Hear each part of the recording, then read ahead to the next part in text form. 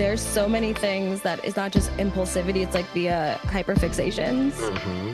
I'm pretty sure I built a house as an ADHD hyperfixation. Did you? That's the only reason I'm a homeowner. Welcome everyone to another wonderful podcast in another wonderful day, because it's grey outside, typical London weather. But regardless, it's going to be a stunning podcast because I'm with the lovely lady called Sara Lohse. Lohse. I said that. You nailed it. I nailed it. Of course I did, without a doubt.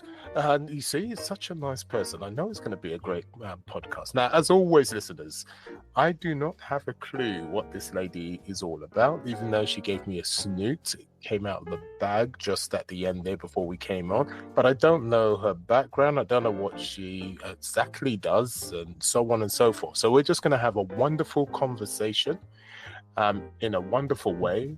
And I will let her, as usual with everybody that comes on, tell us what she does to help clients in a positive way, in a successful way, and then we'll go with the flow.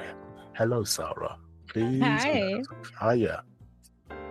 Well, thank you so much for having me. I also don't really know what I do, so we have something in common already. Oh, dear. I work in podcasting, so I have a podcast production house and I specialize in branded podcasts.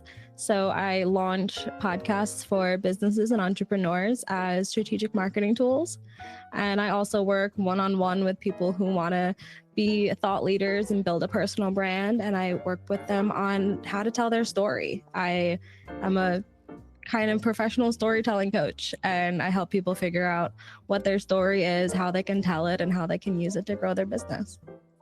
Now, you know what? I like this one for today. You know why? Because then I can, on the roundabout, pick her brains without her charging me for getting the information. So I think we're going to do that today. What do you think, listeners? Perfect. Yeah, totally. Let's see if she can help us.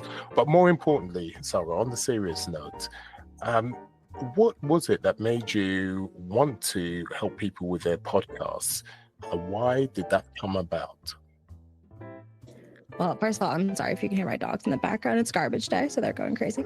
But I got into podcasting back in 2019, 2020, when I kind of inherited a podcast when I became director of marketing for a company that had one. And it's actually the storytelling piece that I fell in love with. I was accidentally booked as a guest on one of the biggest finance podcasts to tell a story about an embarrassing tattoo I got on vacation once, which has nothing to do with finance or anything I was doing in my professional life. Wow. But the host of that show he just wanted the story on his show because he thought it was funny, he thought it was a cool hook. But he had to interview me in a way that drew value out of that story, so he had something to offer his audience. Mm-hmm. And I, on the fly, just learned how to tell a good story.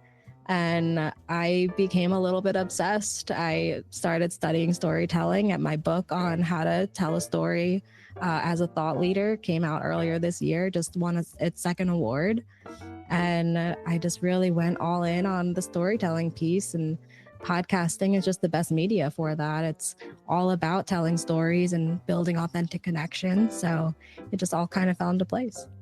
Now, I wonder, when you didn't think that you was going to hit a podcast and be asked to tell your story, and then you knew at the last moment and you thought, what did you think?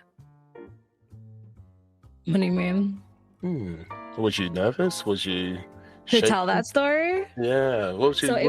It was completely on accident. I was at a podcast conference, and the podcast I'm talking about is called Stacking Benjamins. It's a really popular finance podcast here in the States.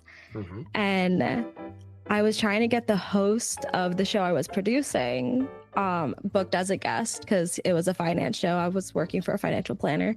Mm-hmm. And I stalked Joe, the host, for 3 days, just trying to get him alone because he's a celebrity in that space and it's impossible to talk to him. And when I finally did, I pitched him the host, and he's an expert in this, and this, and he has been doing this for 20 years. And I had no idea what I was doing, no idea how to pitch for a podcast. I was just spurting out facts.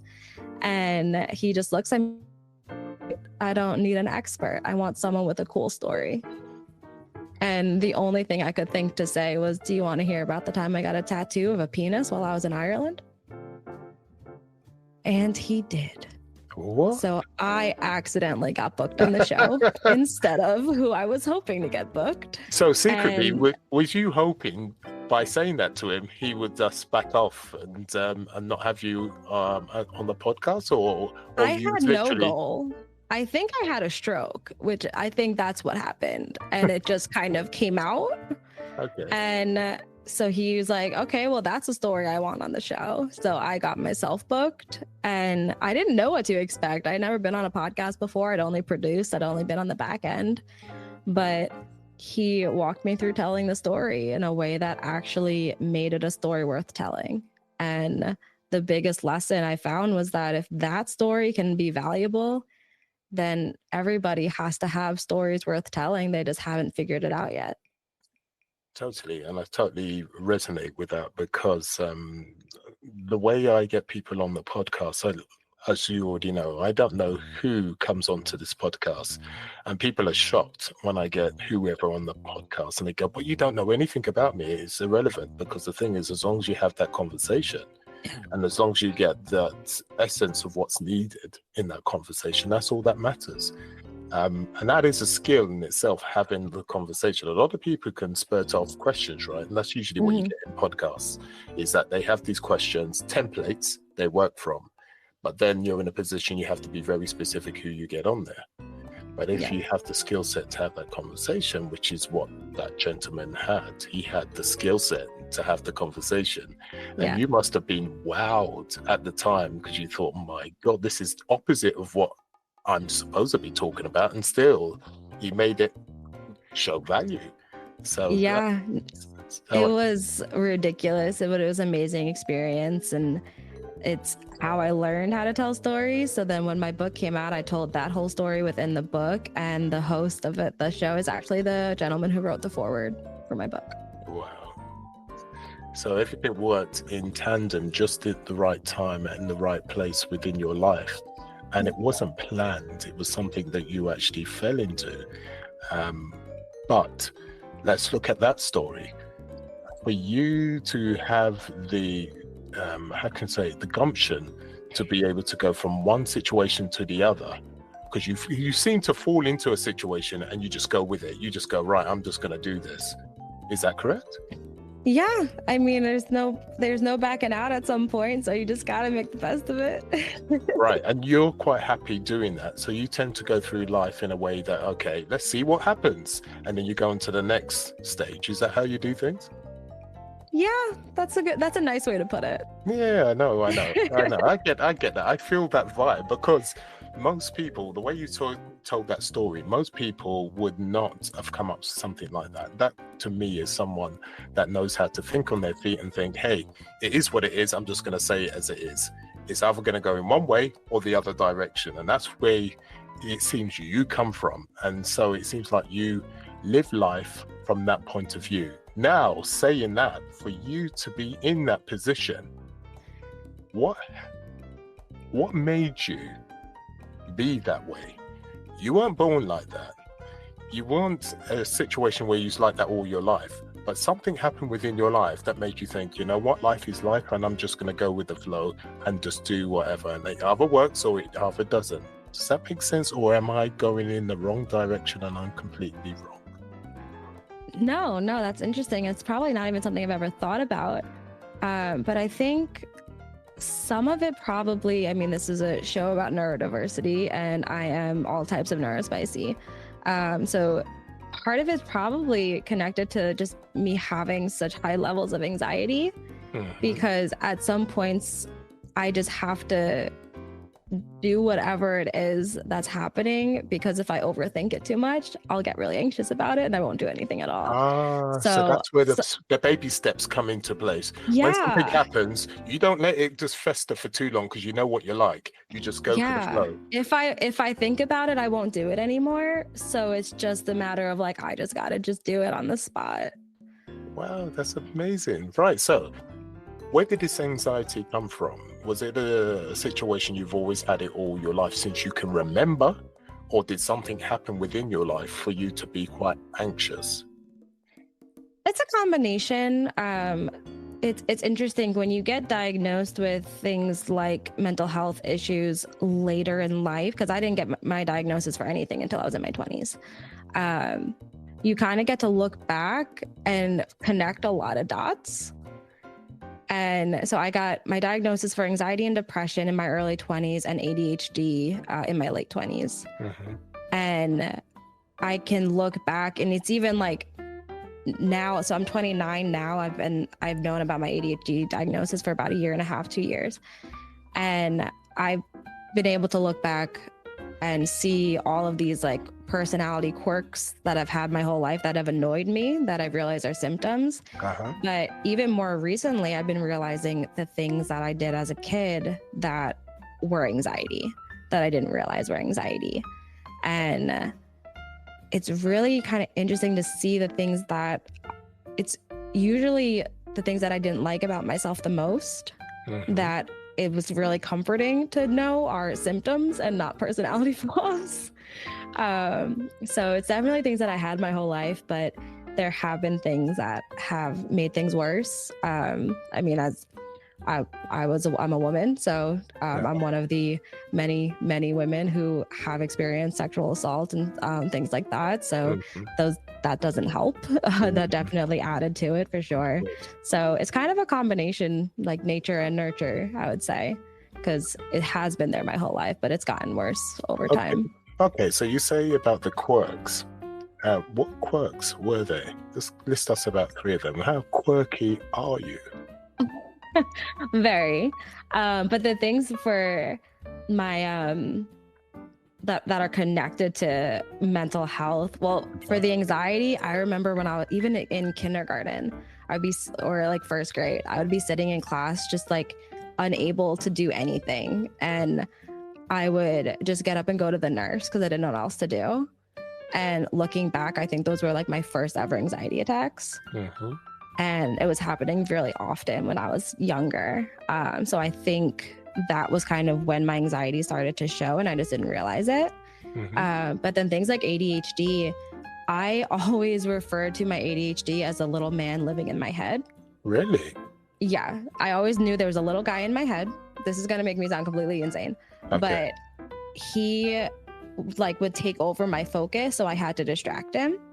So I would, even when I was in high school or elementary school and I'm doing homework, I'd have the TV on. And my mom would always get mad because like, you need to focus on your homework. I'm like, I'm focusing. The TV is to distract the guy in my head who won't let me focus. And now as an adult with a diagnosis, I'm like, oh no, that's just ADHD.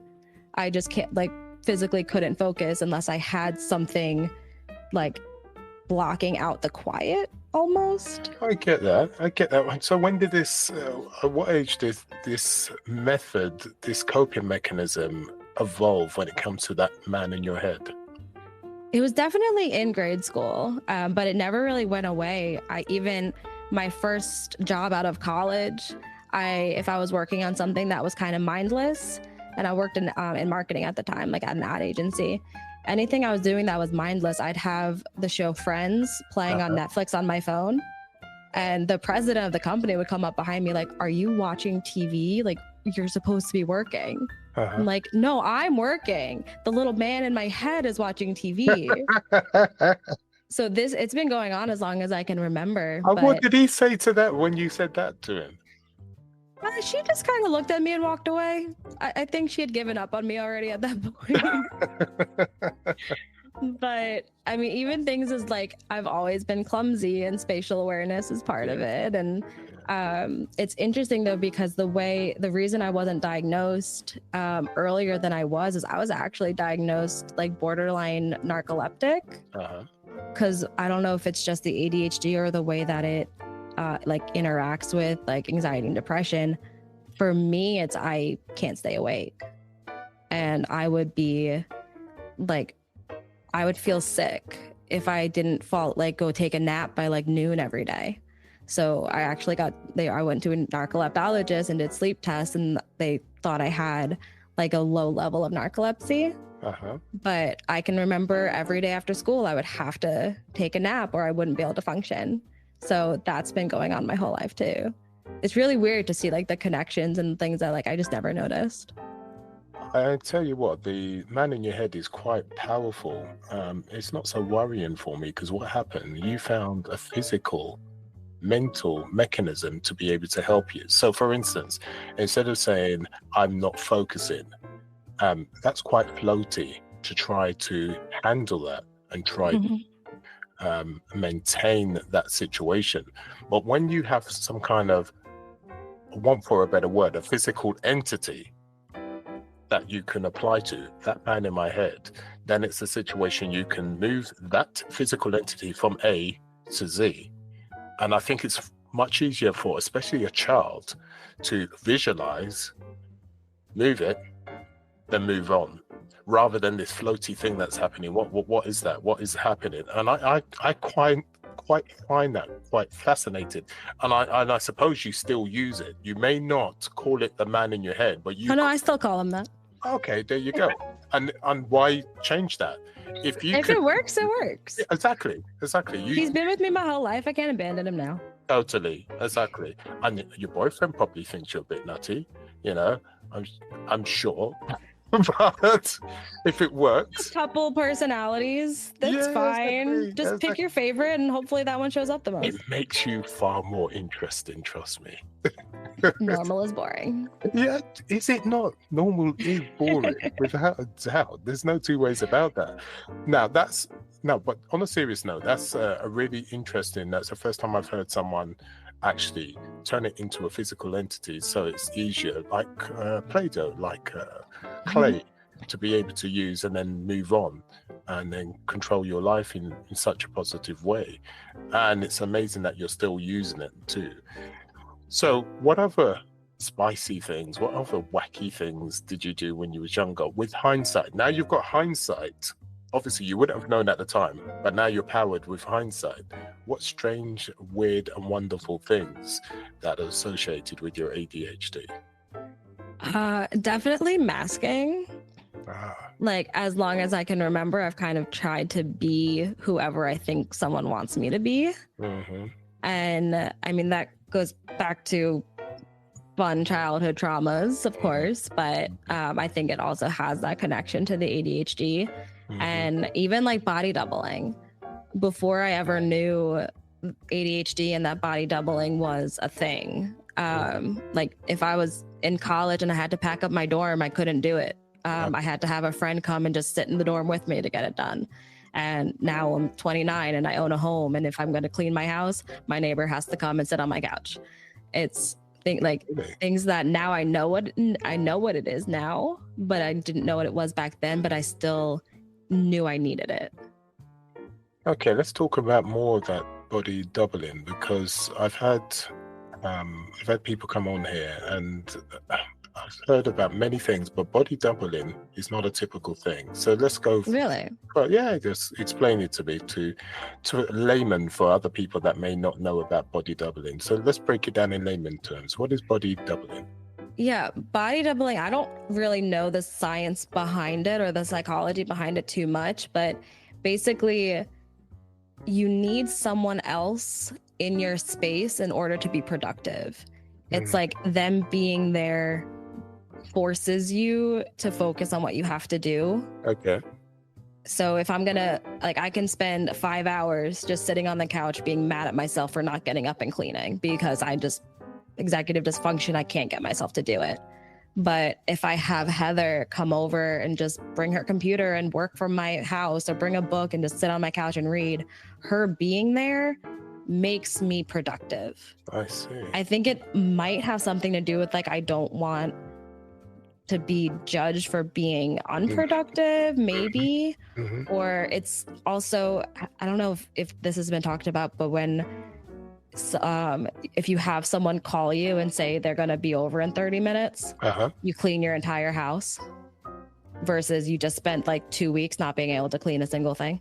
Yeah, I suppose so, because it helps you to be accountable. So that's basically finding someone that helps you to be accountable without asking them for you to be accountable. In your case, just having them there is enough for you to do what you need to do. Yeah. So and if it works, again, it works. But and my neighbor that I have do it, she lives in the house behind me, and we've gotten really close to the point that we actually put a gate in our back fence so she can just walk straight through to my yard. And she, like, I'll just text her like, hey, I need a body double, and she knows she has ADHD as well, so it's not even like I have to make up some excuse. It's just like, hey, I gotta clean, I need a body double, come sit on my couch, and she'll just grab a book. And at the same time, does she need a body double, or is this something that's very rare to you that you know of, or is this typical in your circle of friends who are ADHD or autistic? She hasn't needed it. She's a full-grown adult versus I'm still kind of an adult with training wheels. So I guess she's probably figured out. You're a full-grown adult. You're just different. That's all it is. It doesn't make you not being an adult because you need a body double. Come on. Adult with training wheels. But she's managed to figure out ways to deal with it probably better than I have as of yet. So I haven't had to body double for her. Okay. I would if she needed me to. I'm happy to do it. Oh, no, I know you are. You like to give as well as take. So let's just see where that body double comes from. Okay. Go as far as you can, which the first time that you needed an undercover body double. Because when you was younger, you didn't go, I need a body double. You did an undercover one, right? You made sure someone was in your space. So go back as far as you can when you first can remember you had to have a body double, and then we'll go with it. Honestly, I think it was college. The one, like, as far as I can remember, it was I'm leaving for break and I need to pack, or it's the end of the term and I need to like pack up my dorm to move out, and I couldn't do it. And my friend Kaylee would either have to come to my room or be on FaceTime, and just that alone would help me, and I would be able to get everything done. Okay, so this happened quite late in your childhood, to be honest. So what triggered it? Because something did. Something happened close to that stage where you felt that you had to have that. Whether that was something you felt insecure because you needed someone in your space, or you didn't feel confident enough and you needed someone in your space, but something happened just previously then that made you have a think, that made you think, I need someone in my space. I think it was more, so I can remember my entire life having just the executive dysfunction piece of it, and my room was always a mess. I couldn't clean. If I was asked to do any type of chores, it was like the worst thing you can ask me to do. I think it was just more of a coincidence that when I was in college that I just noticed like, oh, I can do this better if someone's here. And I never knew what it was. And we would just joke about it. Like I basically needed a babysitter kind of. And I didn't realize what it was until I got my diagnosis. There's no coincidences in life. They don't exist. There's always a trigger for something in life. So I'm just thinking, was it a situation that you left? And then it's like, I was used to my space. Now everybody else can see my space and I don't feel cool about it. And then maybe that's when that happened, because you may feel ashamed about your space, and that's a way of triggering to get you involved. But me personally, there are no coincidences. There's a reason for everything. I'm a Buddhist, and I'm a lifelong follower of philosophers too. So, but that's a personal thing. It's not to say that everyone else should think the same way, but I don't believe in coincidence. So there's always a trigger from one to the next. As you already know, you have to do something, right? Otherwise you'll talk yourself out of it. But there's always a trigger that makes you successful or not to the next stage. Yeah, I think it was more of just I noticed it working. Like if I would just have a friend there and then I'm like, whoa, I was productive. This that must be the secret. And then just kind of run with it. I think that's probably closer. Okay, so as you was getting older, you've seen the secret sauce in more ways than one. In the situation number one is that, anxiety. You had your anxiety, but you noticed, if you give yourself a certain time frame, you're cool. Leave it any longer, then you're in problems. That's number one. Then you had the... Which is why I'm very impulsive. Yeah, but is that incredibly. Is that a good or bad way? I mean, impulsiveness. Okay. Just give us a negative impulsive situation that was, no, never again. I don't recommend anyone's first date with someone they met online be getting into a rental car with them and taking a road trip to Ohio. Oh, yes. You're totally right. Yeah, that's not something I recommend. Don't do that. I did that. Oh, that was dangerous. And I suppose that was where you got yourself in a problem, in an issue. I mean, it worked out okay, but when I got back, I was like, oh, I totally could have been murdered. Yeah. It was kind of hindsight 2020.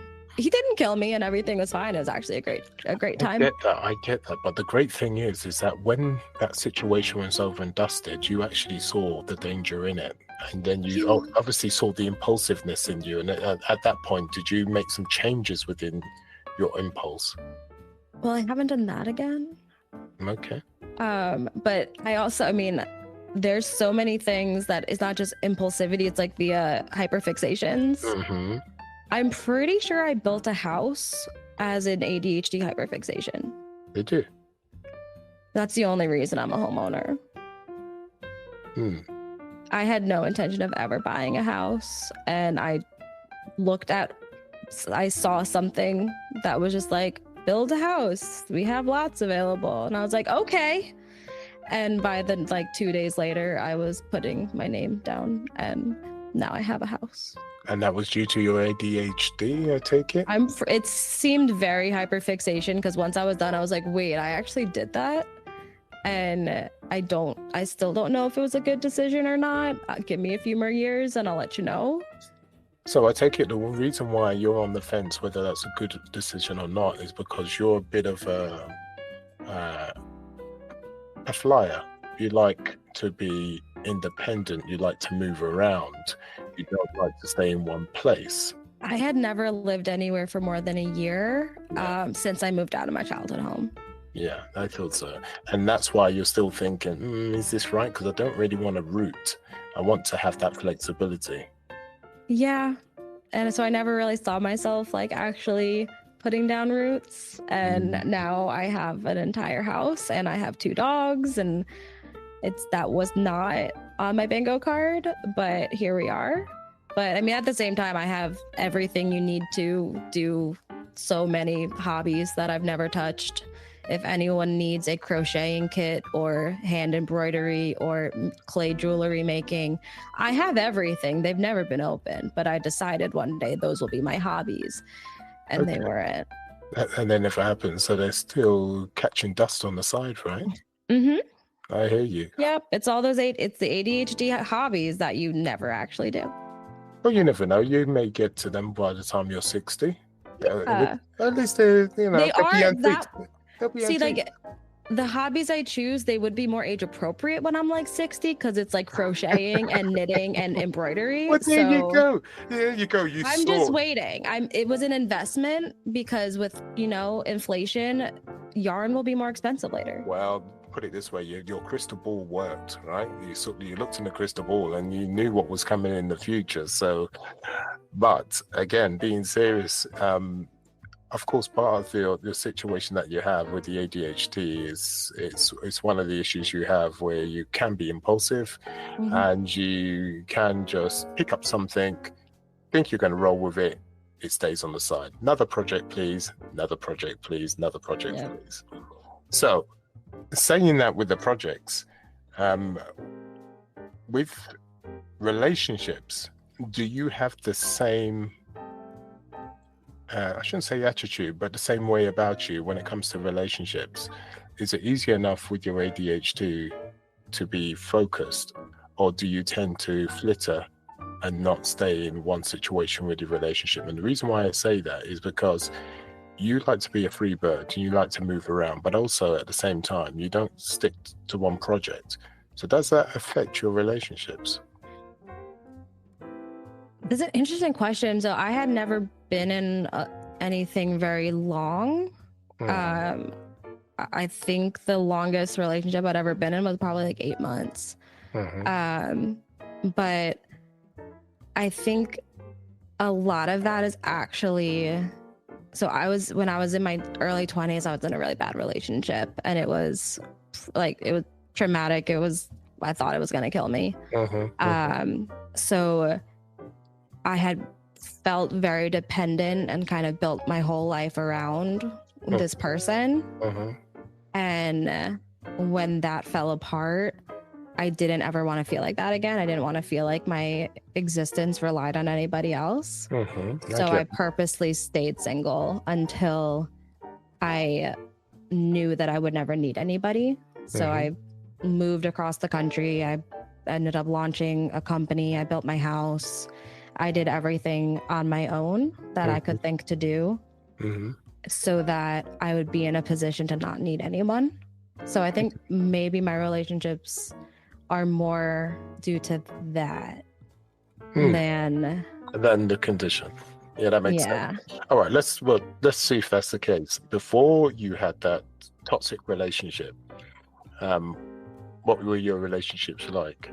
Of course, you was much younger, so they're not too serious, but what were your relationships like? Not great.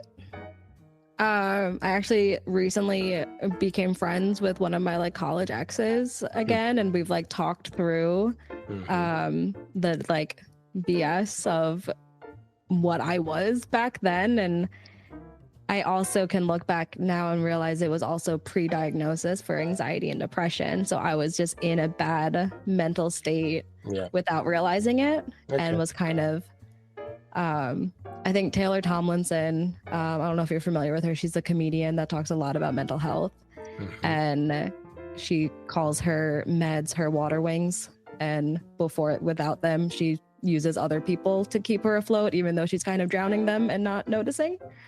And that's kind of where I was at.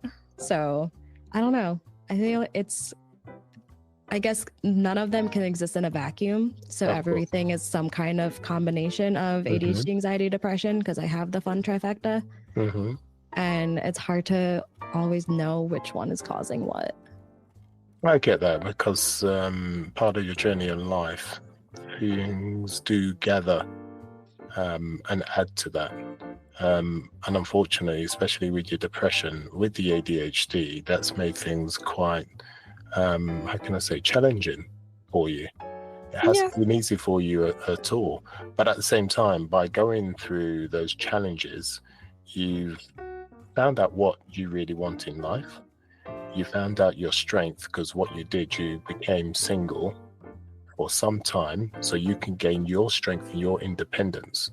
So by going through those really difficult times with the ex and whatever else before that, it's brought you to the point of view of your strength right now. So you're a very independent person, you can rely on yourself. And when you're ready to have that more committed relationship, it's not a situation where you feel like you've got to rely on a man, woman, whatever that case may be.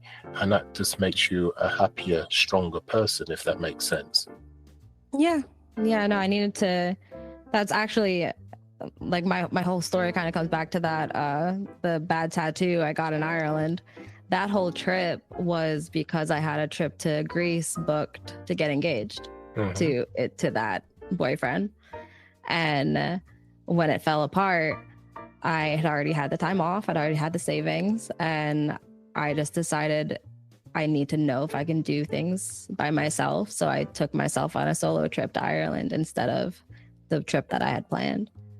And it was just a week of being completely on my own in a country that I knew nobody, and didn't know where I was. I was getting lost without phone service and just kind of finding myself. And it changed my life years later when the story came up, because I had never thought of it the way that I think of it now. Because not only like when he was interviewing me and having me tell that story, it wasn't just his audience that was able to like find value in it, but I found it. And it taught me lessons that I'd already lived through but didn't appreciate at the time. That took a lot of courage for you to, first of all, I take it was you living in America at the time before that? Yeah, at the time I lived in Maryland. I've since moved to Texas. And that trip was 1 week in Ireland. So that took a lot of courage for you to especially come from a situation where you're used to having someone 24/7, and you had to, from your point of view at the time, rely on them. And then you had to take yourself, not in the next county, but over the pond, literally, in Ireland. And may I say, I know Ireland's beautiful, but it's cold. It's cold. Yeah, it was like unseasonably warm when I went, which was nice. So and you it was like, luck. You brought luck. Yeah, I went, it was like September too. And I think they were just on the end of a drought. So it wasn't even that rainy. So I lucked out a little bit. Not that droughts are lucky, but I did get some really nice weather. But it was beautiful. But I chose it also because I thought there would be no language barrier. I was wrong. Drunk Irish people do not speak English. And I am like 50% Irish, so I'm allowed to say that. But it was like, everyone is so nice there. And I wanted to go somewhere where I would feel safe being by myself. And so I had to figure out where I could go alone as a 21-year-old woman. And Ireland just kind of stuck out. So I basically felt safe the whole time I was there, which was really nice, especially being by myself. I'm really glad for you. That's perfect.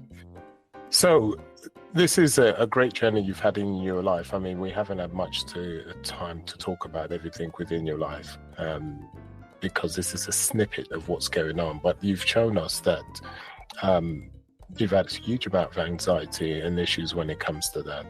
A lot's gone on in your life when it comes to relationships, and you've had to navigate that. And it hasn't been easy trying to navigate ADHD when you didn't know you had ADHD. So that was one big issue. And with depression, mixed with depression, that's a really difficult, confusing state, especially when you don't know what you're dealing with.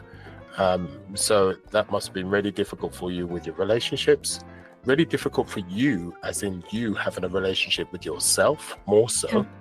That was very difficult and very confusing. Yeah, there's been a lot of having to forgive myself. Yeah, exactly. Yeah, because you have a relationship with yourself, right?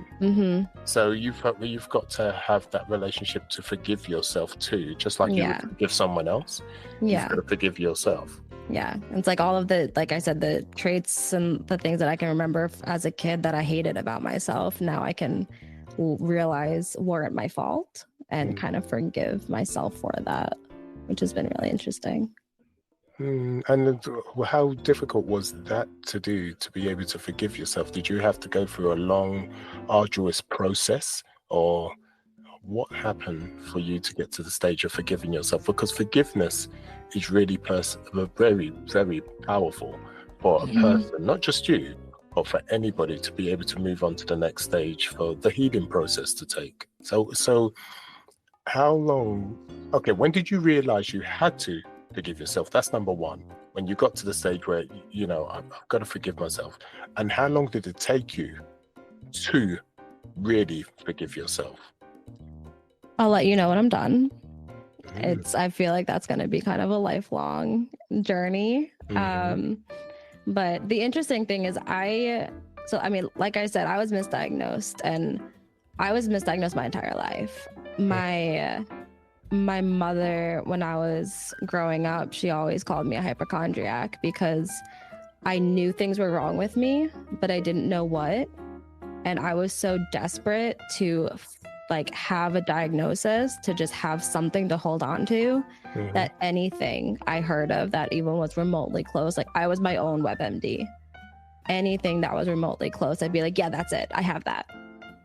And like I was always accused of just being dramatic and making things up and just wanting attention and being a hypochondriac. But looking back, it was just that desperation of I know something is wrong and I don't know what it is. And then as an adult, I mean, I had like acid reflux my entire, like my whole childhood, like starting when I was like 11. And that's not normal. And to the point that I went to ERs multiple times. I had every test done possible. Okay. And the day that I got on anxiety meds, it went away because it was all caused by anxiety. So there's so many things that just started to fall into place. But I was misdiagnosed as an adult with narcolepsy. And I actually diagnosed myself on TikTok. Oh, really? Watching creators like ADHD Love and other creators that just illustrate what the experience of ADHD is like. And being able to see that and be like, wait a second, I do every single thing that they just said.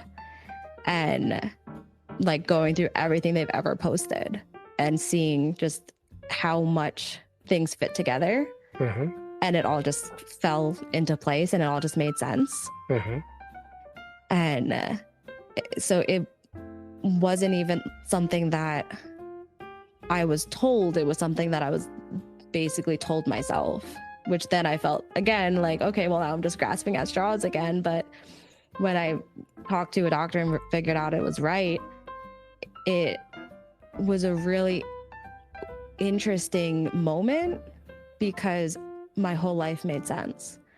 And I finally realized why I was a hypochondriac growing up and why I was always desperate to be diagnosed with something. It wasn't that I wanted to be sick, it was that I knew I was. And I just wanted to know why.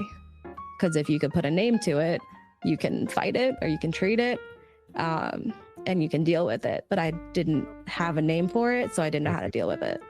And it was confusing because people were pulling you from one direction to another, telling you A, B, and C when it was something completely different. So that was a difficulty when you was growing up, because not only did you have these feelings, you couldn't quite understand what they were, but you were being told what they were when they weren't. So that confused you even more. And that must have been really, really hard for you as you was growing up, really twisting things in your head. And and it probably is the reason it took me so long to get on anxiety and depression meds, because in my head I'm like, well, you're just making it up because that's what I was told. So it definitely had an impact. But once I was able to figure it out and really come to terms with things, everything started to make sense. But just looking back at all of the misdiagnoses I had, and there were times where I would go to the doctor just because I couldn't stay awake, and they were like, well, there's nothing we can do. Or they put me on, I was getting migraines that were connected to something else, and they put me on blood pressure meds that almost killed me. Like all of these things that I'm like, you guys are making me worse. I know something's wrong. I don't know what it is, but you're wrong and I'm getting worse. So it was it wasn't fun, but finally figuring it out was just a really just freeing feeling. Okay, so taking all that into account, we've spoken about how people told you something completely different. It was very confusing for you, very difficult for you. Why do you find it so difficult to forgive yourself, considering that it was you that was being pulled left and right as a little tiny child all the way through? What is so hard to forgive yourself for? I'm sitting on the fence. I'm not judging, but I'm just asking, after talking about everything and you trying to work yourself out, but people that you trusted, and they're not to blame, maybe they thought rightly or wrongly, whatever the situation is, but you were being advised and being told this, that, and the other, which you then found out later on, why do you find it so difficult to forgive yourself now knowing that you were advised wrongly in so many different ways? Part of it is probably because I'm still kind of in the similar position. Like I'm still, I don't want to sound like I'm like a victim of my own brain, but some of the traits that I know are connected, I still can't pick them. Like I'm still masking in ways that I don't want to be, and in situations where like I wish I could just be myself, and I'm not. I don't know what that means because of I've spent so long not being myself. So I think until I can actually stop doing the things that I hated, it'll be hard for me to like move past it just because it's still there. Well, just remember that it took you so long to be in a position you had to mask, or you felt you had to mask because of what you went through. It's not going to be, especially now you've just recently found out more about yourself. Sometimes it doesn't work overnight. It takes time. Yeah. Do you know what I mean? Yeah. So just give yourself some slack to say to yourself, all right, I had to go through that. It took me so many years, especially when I was young. I need some space to be able to let go of the mask and to let go. Does that make sense? Yeah. And while I'm not at the point necessarily that it's like I have fully like forgiven it and all of that, I'm definitely at a point where I'm kinder to myself about it. Good. And like it used to be like, wow, I'm so lazy, and like just like, why can't I just get up and clean my room? And now it's like, okay, well, I have executive dysfunction. That's why I can't get up and do this. Yeah. And now instead of just letting that happen, I find coping mechanisms like the body doubling, and I did get on medication that I take when I need it and stuff. So I'm finding ways to move past it, but it's a lifelong journey. It changes every day, and I'm just finding ways to just be kinder to myself despite it. Okay, so now we've talked a bit about the psyche and how you grew up and everything else. You decided you fell into this whole business of doing podcasting. You're bringing a bit of your life experience with you because you can be quite spontaneous. Even though inside you're a bit nervous about certain things, you just take the bull by the horn and you just go for it, right? Yeah. So I suppose you get a lot of clients that have issues that are very nervous, that think they can't do this, they can't do that. I've been one of them, listeners. I put up my hands. Yeah. So you know how they feel, you feel them, and then you obviously put their mind to rest. And how do you do that? Because you get a lot of people that are very nervous when it comes to being the face of their whole brand. That can't be easy for them. Yeah, it's definitely a struggle that a lot of people have, and I attribute a lot of that to imposter syndrome. And just this feeling that you don't deserve to be in the place that you are in. And that has been something that I've had to work with a lot of people on moving past, and it's something that I have to work on moving past. And I don't have a concrete answer on how to do that because I haven't done it yet, but it's something that we're always working on.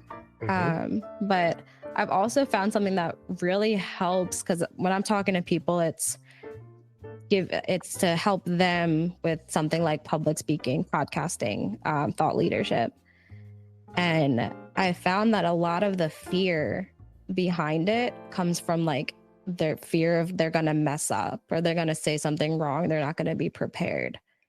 And that's part of the reason that I focus so much on storytelling. Because if you're telling your story, you can't mess up. You're speaking from experience. You're not speaking from memory. You're not giving stats and facts and figures that you've memorized. You're just talking about what happened. And not only is that something that you can't mess up, but it's also, we're all afraid of being judged. We're all afraid of what the online trolls are going to say and how they're like, people are going to say that we're wrong and they're going to try to disprove us. They can disprove facts and figures. They can't disprove your story. Yeah, but I take it it's really difficult for them still because they're seeing it from the point of view. When you talk about your story, you're also afraid to be judged because it is your story. So I take it you have clients that have this feeling of being judged because now we're talking about your story. How do you get around that situation when they have that kind of issue when they want to perform? Yeah, I mean, for some, it's just kind of a baby steps kind of process. And when I talk about storytelling, and especially like personal storytelling, there's, for some reason, this predetermined idea that I'm talking about trauma. And I'm talking about the stories that are dramatic, traumatic, sensational, like the childhood stories. And I'm not. Storytelling is simple. It can be as simple as we want it to be. And the stories that we tell can be personal without being personal.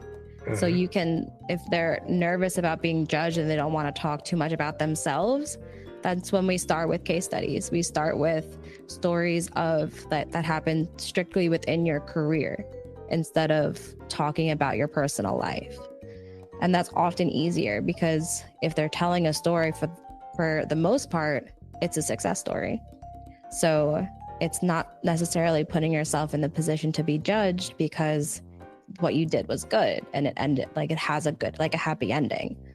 And of course, there are exceptions and there are types of stories that I teach about telling that don't necessarily have those happy endings, and those have their place as well. But when you're sharing your successes and you're sharing your wins, there's less to judge.